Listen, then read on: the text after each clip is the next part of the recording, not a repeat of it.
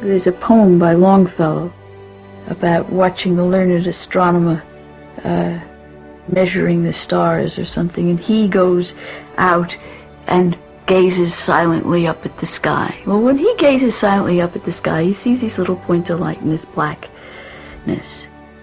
When a scientist gazes silently up at the sky, he sees these enormous suns and galaxies and magnetic fields and the turbulence and the heat and the cold and the molecules in between them in space, and endless distances and great mysteries.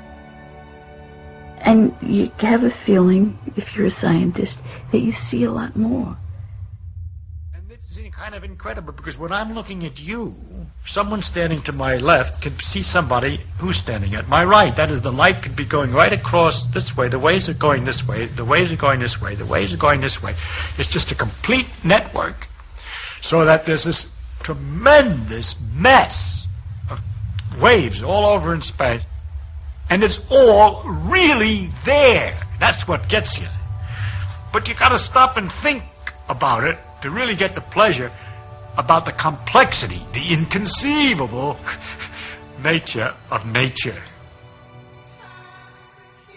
One night I was already asleep, and Richard got permission to wake me up, and I can still remember him at my bed saying, "Joan, I want to show you something wonderful." And I got out of bed and we walked down the street to a golf course, and walked out in the middle of the golf course, and he said, "Look up." And there in the sky was an aurora. And he told me that it was an aurora and that nobody knew how they were formed.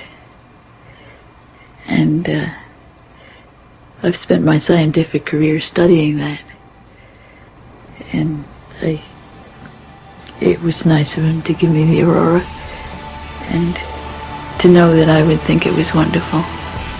Now I'm going to discuss how we would look for a new law. In general, we look for a new law by the following process. First, we guess it. Then we don't laugh, that's really true. Then we compute the consequences of the guess to see what, if this is right, if this law that we guessed is right, we see what it would imply. And then we compare the computation results to nature. Or we say compare to experiment or experience.